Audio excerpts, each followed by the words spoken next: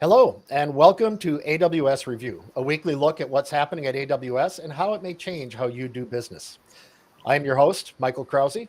I am the Chief Technology Officer at Charter Solutions, where we help organizations change and innovate quickly by accelerating their acquisition and use of data. And I'm your co-host, John Affolter. So I'm a lead technical architect and AWS specialist at Salesforce, where I help potential customers, helping them envision the possibilities that AWS and I guess Salesforce enable. And Michael, I think, so I don't know if you noticed, but I actually got my title changed day 3 at Salesforce. So Oh, now, no, I did not yeah, know that. What is it so now? now I'm lead technical architect. So That's yeah, awesome. yeah. Congratulations. Yeah, thank you. I think it might be a technicality or whatnot, but yeah, it's not. I won't. I already told everyone now, but we won't let anybody else know that.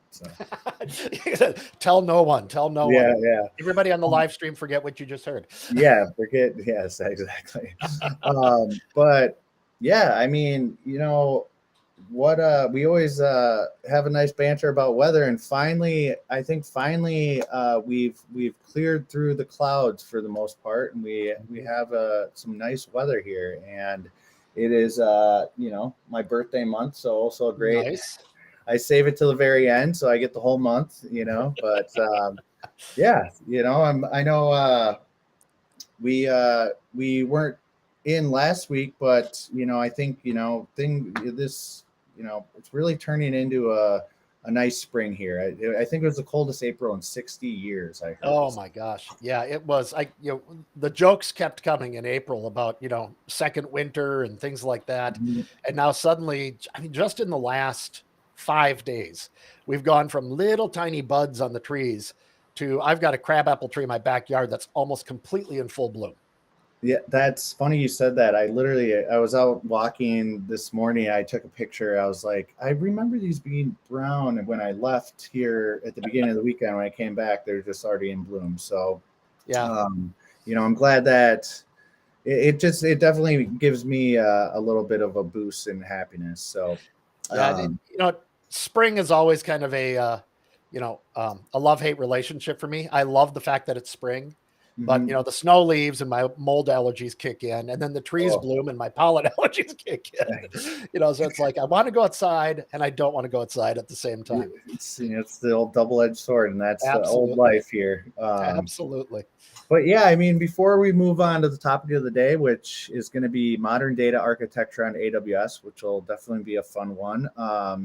Let's take a quick look at what's been happening at AWS over the last week, and also some updates on the quarter as well. Excellent. So just kind of start off, an interesting one that I saw recently is Amazon RDS has now released support for Postgres 14. And with that, they're providing up to 3 levels of cascaded read replicas. Now, I'm not going to go into a lot of detail on how that works and everything else. There's lots of information out there on it. But be aware, if you've got a scaling issue, especially on a read side, you can now have up to a maximum of 155 read replicas on your Postgres database on AWS RDS. I mean, that once if you have read problems with 155 read replicas, I don't know what could be possibly going on there. So Yeah, so um, it helps out with it gives you like about 30 times read capacity, better disaster recovery. I mean, there's just a whole lot of stuff, and you can even do it cross region. So if a region goes down, you can actually fail your RDS instance over or target read replicas in other regions. yeah, the cross region thing, I mean, that's huge. I know that AWS has some interesting nuances when it comes to going cross region. So, Yep. I mean, that just really makes life a lot easier. So I think that's an amazing update. So I know you Excellent. wanted to talk about Kinesis video streams a little bit. I'm sure Yeah. you So cover there's a that in a different way every day.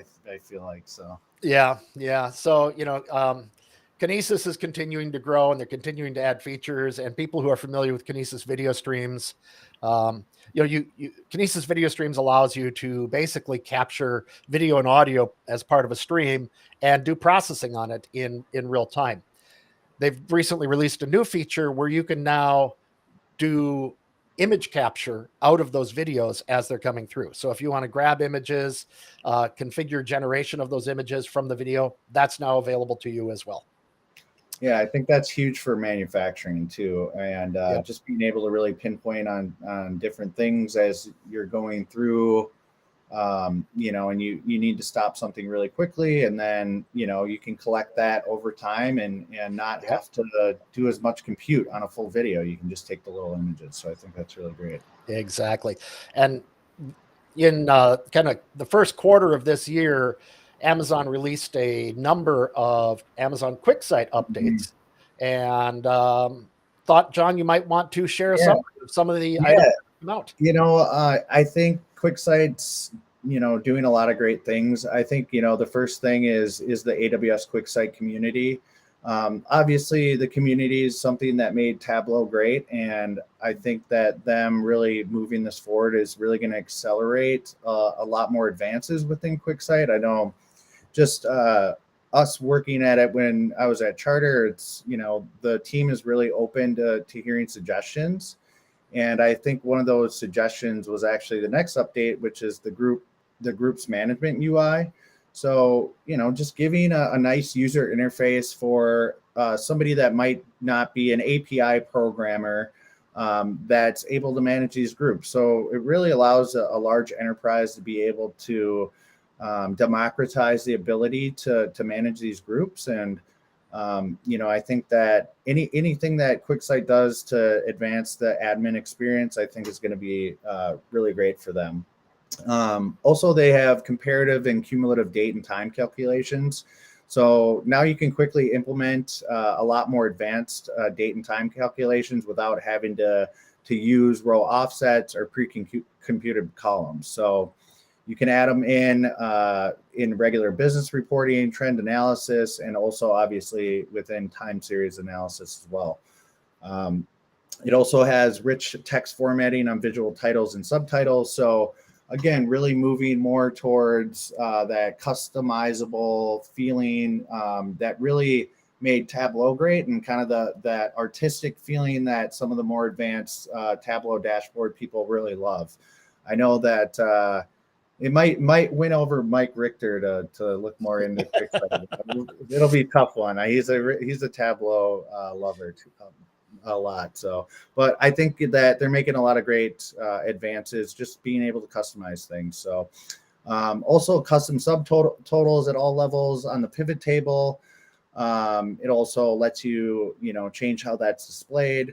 And you can do it at multiple levels for both rows and the columns. And then auto refresh direct query controls. So it now supports automatic refreshes of values displayed in those dropdowns. So multi-select and controls in the dashboard that are all in direct query mode. So values within those controls are updated every 24 hours just to keep that data freshness.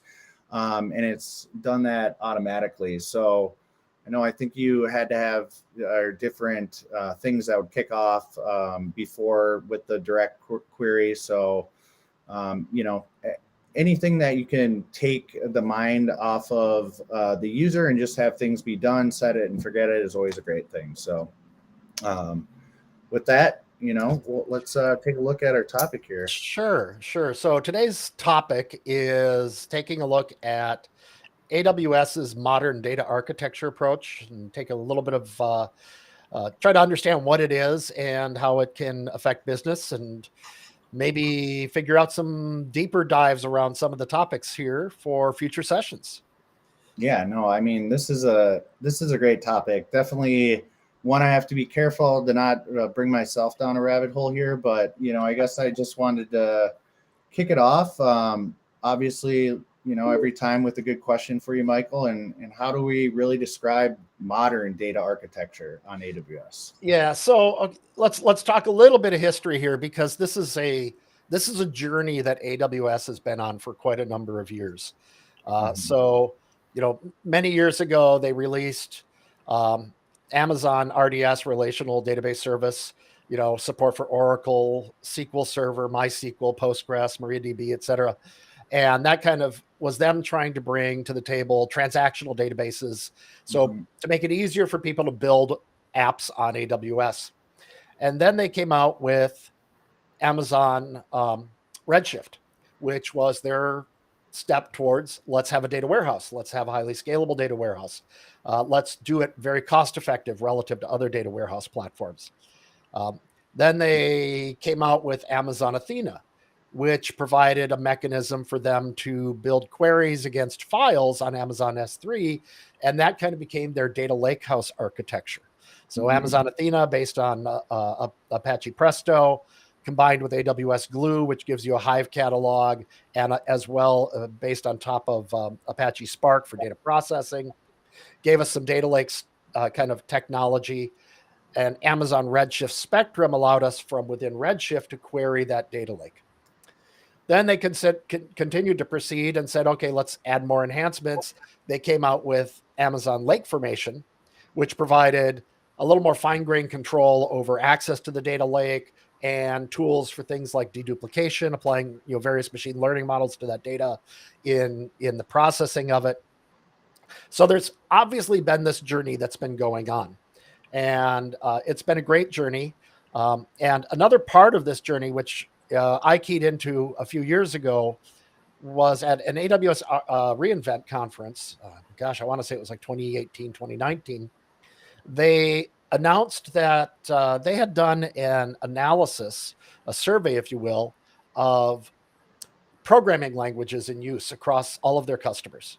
And they wanted to understand what were the popular programming languages, which ones were the most used, because that's going to help them prioritize what they go after from an investment perspective. And I actually asked this of another coworker the other day. I said, so what do you think it was? And they're like, well, I don't know, Python, Java. The answer was structured query language, SQL. More people know SQL than any other language in corporations. And because of that, Amazon strategically went down a path of enabling SQL access to all of their stuff. So they've introduced Particle, which is their kind of SQL dialect and engine, if you will, that allows you to write single SQL statements and apply it to all of the databases that they support, right? It can go to Redshift, it can go to DynamoDB, it can go to a number of different things.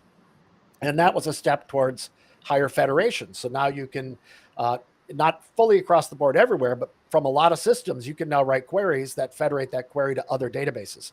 You can go to Amazon Aurora from Redshift, things like that. Other items they've released are things like Athena Elastic Views, which allows you to create a view that represents a query into some other database platform and make it all available in Athena. So there's a whole bunch of small investments that are happening. And, they had come out with this concept they called a lake house, which they've now rebranded as modern data architecture. And the point, long-winded story to get here. The point is they've now gotten to a point where they have a very rich ecosystem and they have enough connectivity across all of these different things that allows it to be much easier to kind of integrate apps, offline processing, big data, relational databases, non-relational databases, logs, all of this stuff together. And centrally, it's built around the data lake concept. But, if you look at the arrows, it's about how do we move data from these different systems into the data lake? How do you move from the data lake into those different systems? How do you allow those systems to talk to each other, right? So if we're hitting, data warehousing and we're talking to Redshift, can I go from Redshift, query data in the data lake, go get some log data and tie it to some data in a transactional system all in one shot?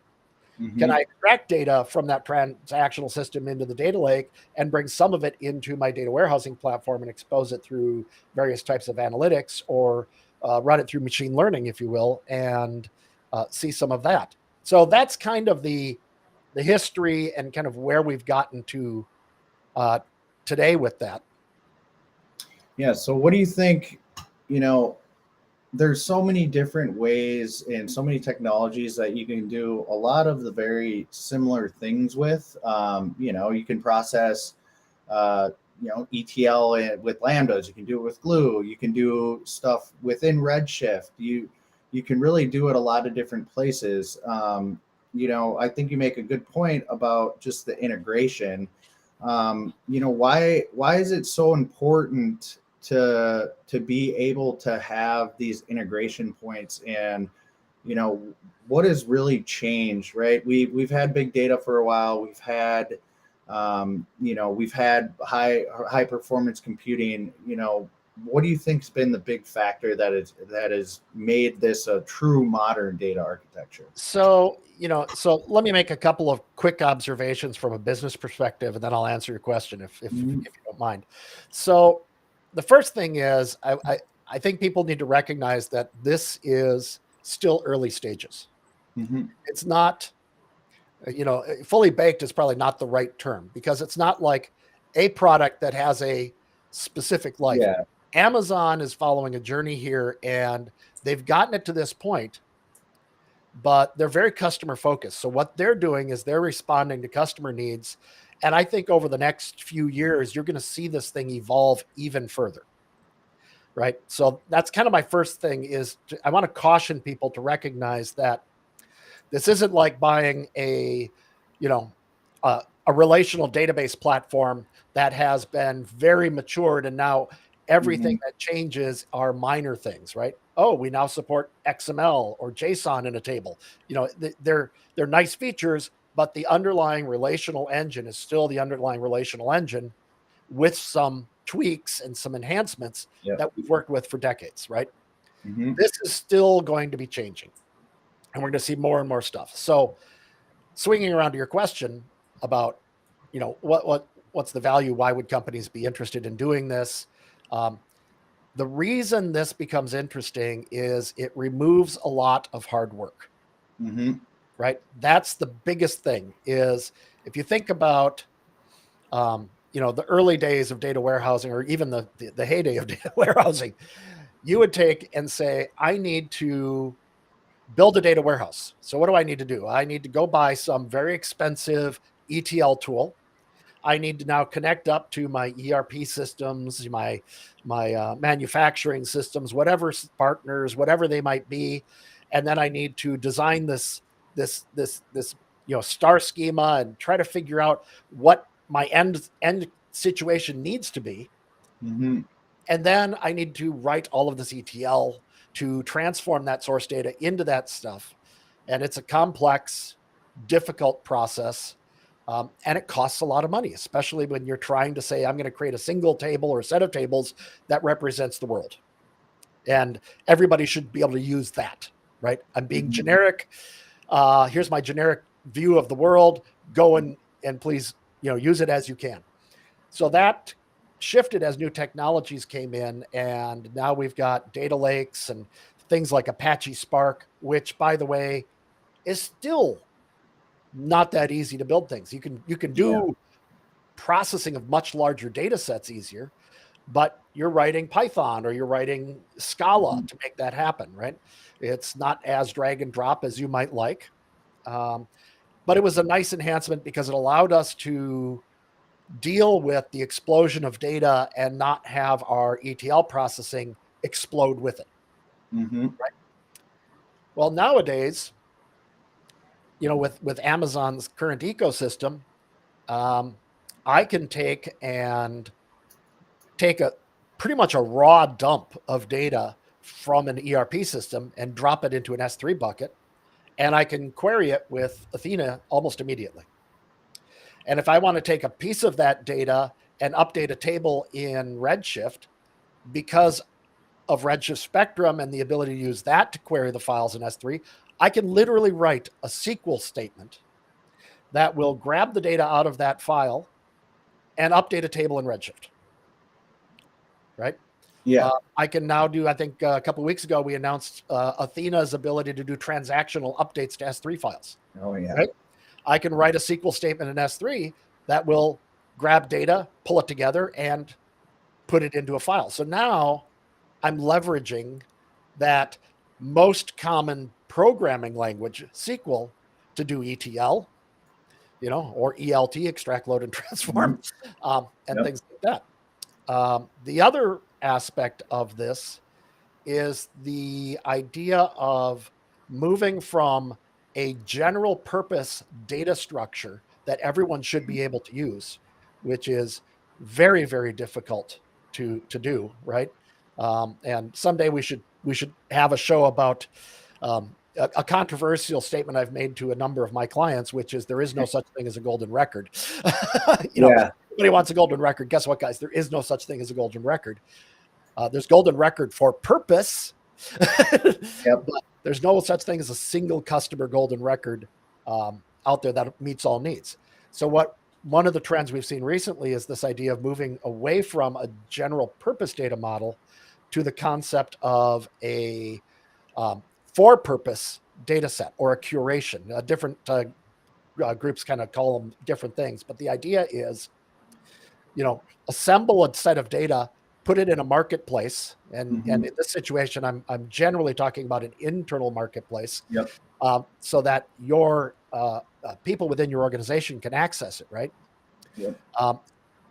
Amazon's also released things like Redshift data sets that allow you to actually do that same concept and publish these things in a controlled manner outside of your organization as well. So all of these things are coming together. The technologies, the ability to federate queries to talk to not only to the data lake itself and back to other systems, but across and around systems, makes it much more flexible, right? Yep. And I think you bring up a great point there with the fact that to be able to quickly publish and share data sets outside of the organization probably would have made it too cumbersome to even give it a shot unless that was your direct business model. Now you can easily do that, and it really does keeps moving things towards a SaaS world. So that's another thing that we're dealing with is all of these different connections and SaaS providers, but you still want to have your data, you still need to work with it in different levels. One thing that has caught my attention over the years, and I know we've dealt with it at certain clients, but just the concept of data virtualization.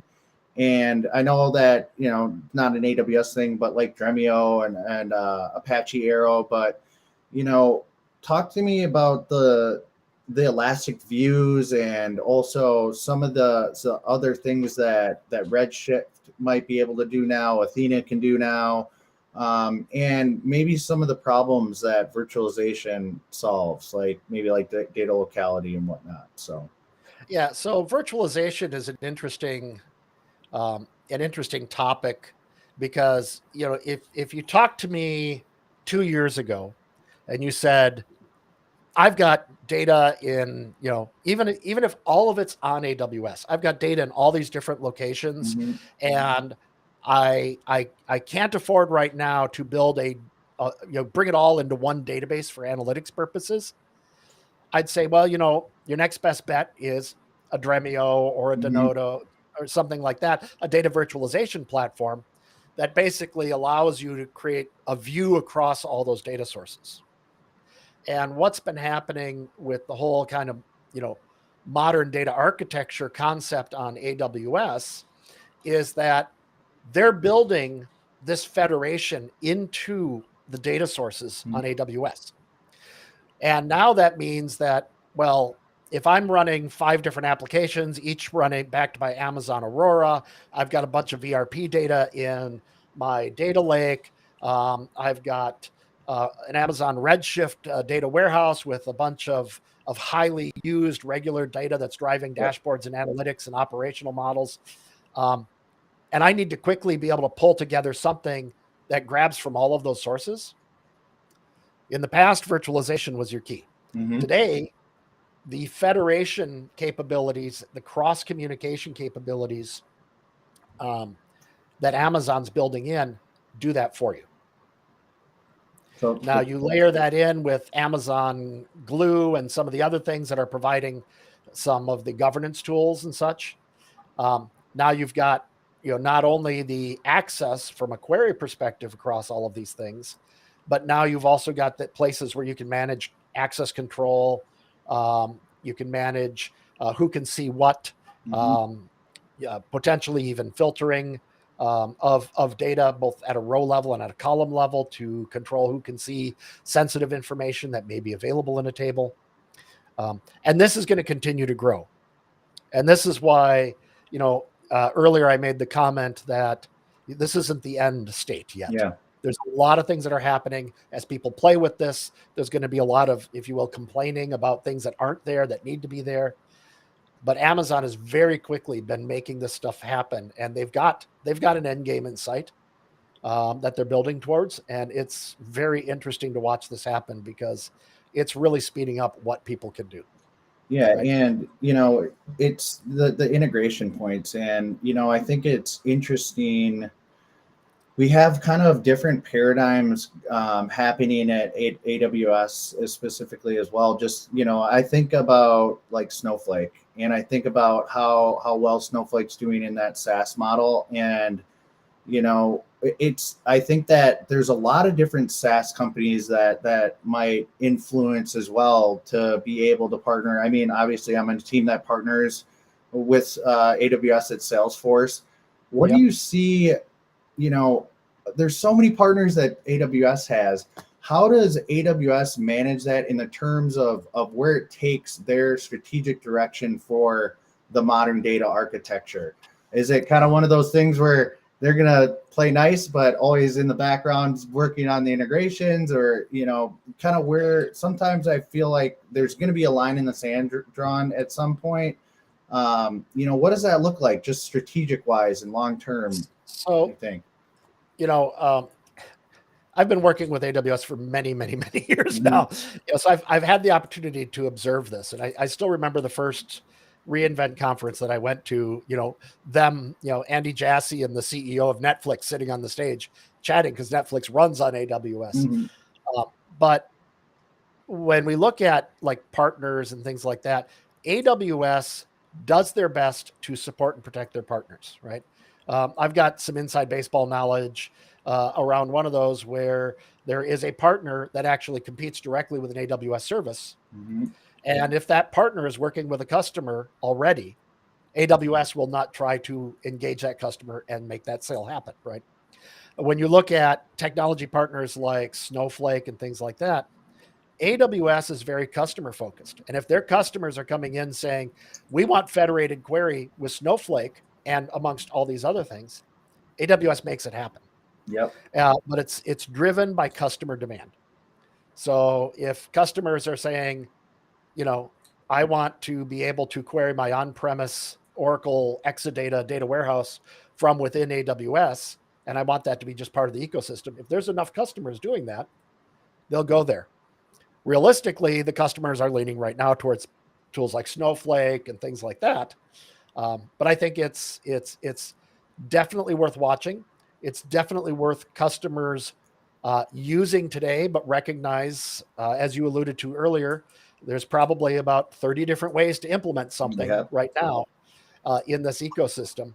And I think what you'll see over time is patterns emerge of the best practices. No, and that's the thing too, is these patterns. And that's a good segue to my next question. And I know we're coming up on time here.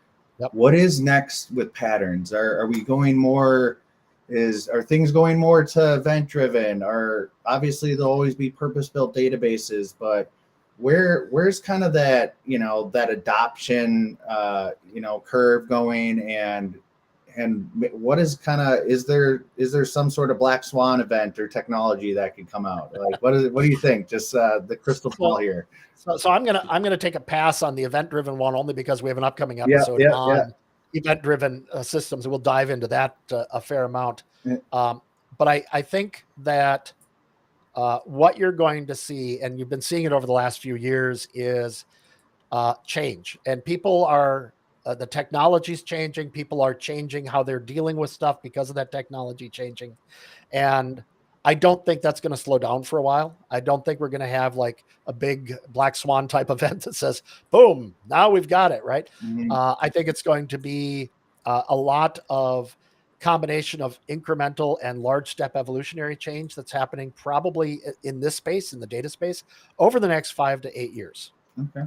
And then you'll see things settle down, but you're going to see patterns start to emerge, new technologies that allow new patterns to emerge. And to be honest, my biggest concern now is not that the change is happening, but our organizations observing this change, planning for the change, and setting themselves up to be able to adapt as the change occurs, rather than, we used to joke about, setting up a system and then pouring cement around it, so it's very difficult to change. Yep. Yeah. Right. Yeah. I mean, it's, I think you taught me this, Michael. It's more about let's build something that can be adaptable as you're going through it. And so, I think that if you just focus on those good canonical models and you just really focus on the business case, just like your point with the partners, focus on the customer, everything else just comes a lot easier. So absolutely. Well, we are at time and a couple minutes over. So that's all that we've got for today on this particular topic. We want to thank all of you who have joined us today. We hope you've learned something new. As always, if you like what you've heard, please go out to the YouTube channel and click subscribe so you'll be kept in the loop. And again, we've got multiple topics coming up. If you have topics that you'd like, you go ahead and add comments to the video and we will watch those and see if we can't organize the topics around that. If there's anybody out there who knows a topic in depth and would like to participate and be a guest on one of these shows, reach out to us. We would be happy to do that. Our Twitter handles are on the screen right now. And join us next week for our next fun and interesting topic. Great. See y'all. All right. See you all. Thank you very much.